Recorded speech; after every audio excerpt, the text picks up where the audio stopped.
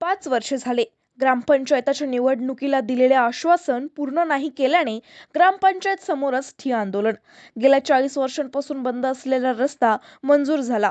या रस्त्याचे काम कुर्नोली येथून सुरू करण्यात आले, परंतु खडकसुकेने पर्यंत येऊन बंद झाले. खडकसुकेनेपासून चालू केले तर परत गावातील काही व्यक्तींनी रस्ता बंद करून टाकला. हा सर्व घटनाक्रम बघता आजच्या स्थितीला गावातील 3 रस्ते बंद करण्यात आले आहे.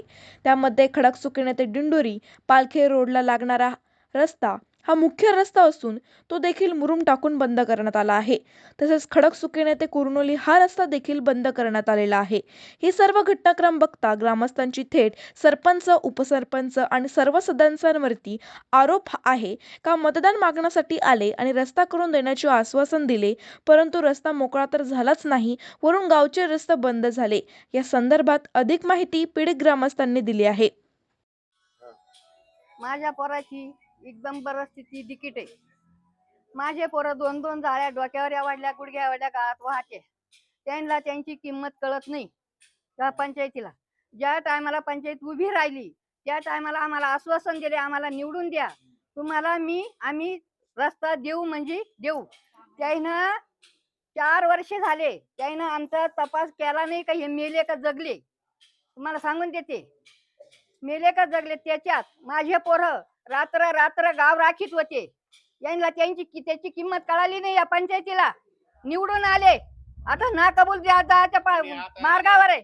आणि माझी इतकी नुकसान आहे, माझी 80-90 हजाराची नुकसान आहे.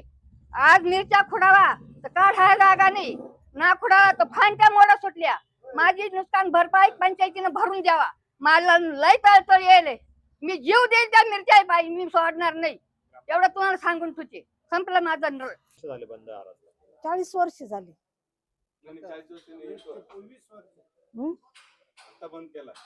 हा आता बंद केला, पण आम्ही तर वागत होतो. आमचं 40 वर्षापासून बंद केलं. आमचं 40 वर्षापासून बंद आहे.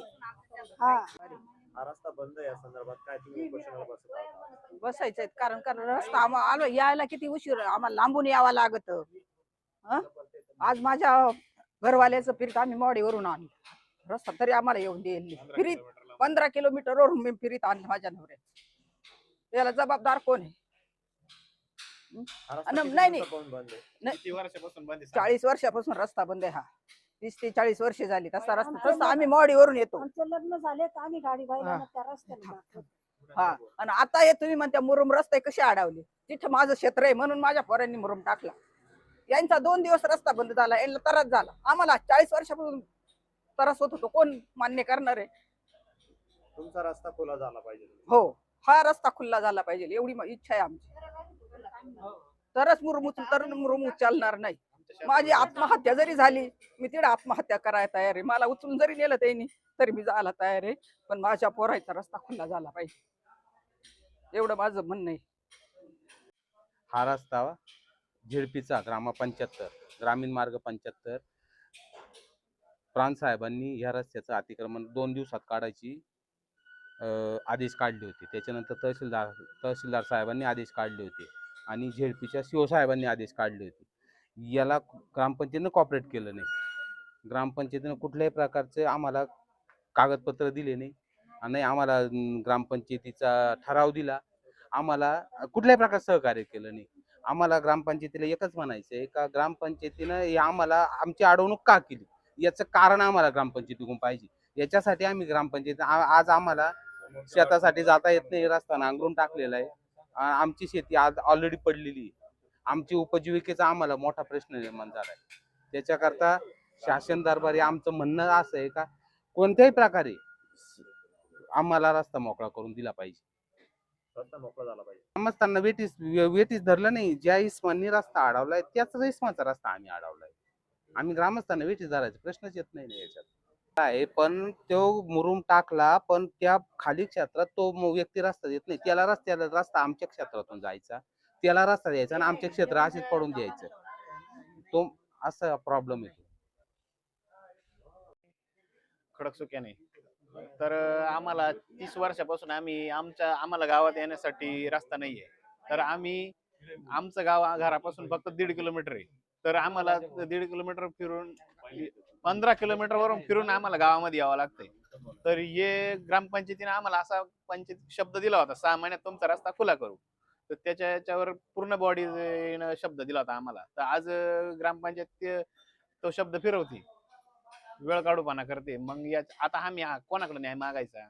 म्हणजे ग्रामपंचायतकडे काय संबंध आहे याला? काय मागणी केली होती का तुम्ही? त्यांनी आम्हाला शब्द दिला होता का तुमचा रस्ता खुला करू आम्ही. तोंडी आश्वासन दिलं होतं कधी? इलेक्शनच्या वेळेस. आता तुम्ही प्रशासकीय यंत्रणेला याबाबत काय माहिती दिली? सर्व माहिती दिलेली आहे आम्ही याच्याबाबत सगळे, आणि प्रांत साहेबांना दिले.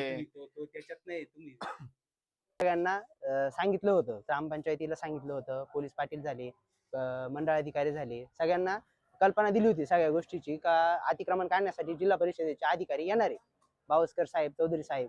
तर ते आले, पण ते पहिल्यांदा पाहणीसाठी आले. ते म्हणे ठीक आहे, तुम्ही थोडस कॉपरेट करा, थोडं जास्त क्षेत्र करा, हे करा ते करा, सगळं करून पण फक्त गोष्ट एकच पॉइंटवर येते की हद्दखुणा नाही. हद्दखुणामुळे आम्ही रस्ता मोकळा केला नाही, असं तसं करून.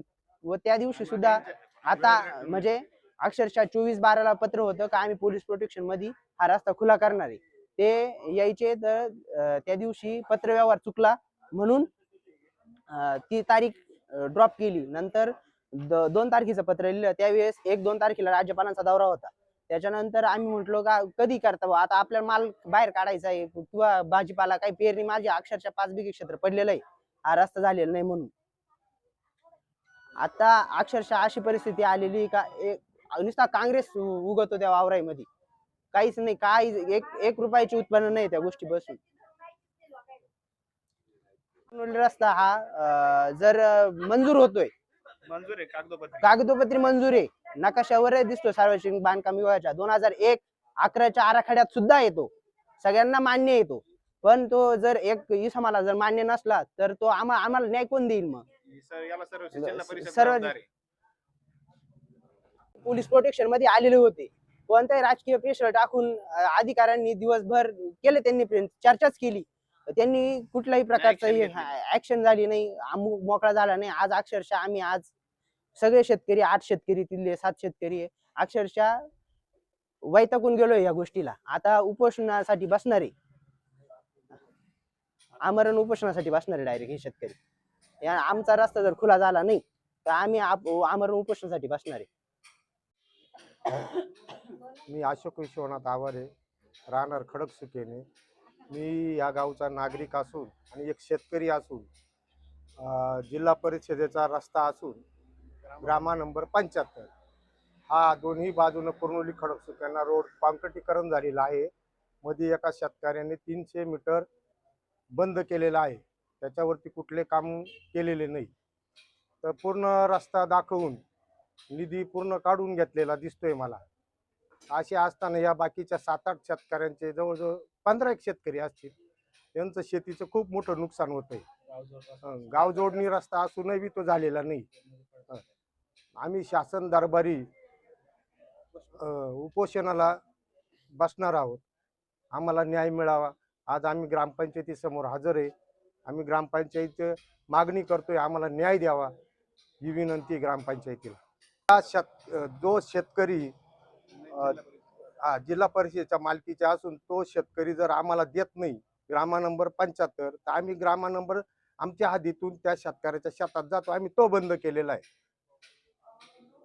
तुम्ही शासनापर्यंत याबाबत काय माहिती दिली? हो, माहिती देऊन सगळं करू. 6 महिन्यापासून आम्ही शासन दरबारी फिरतोय.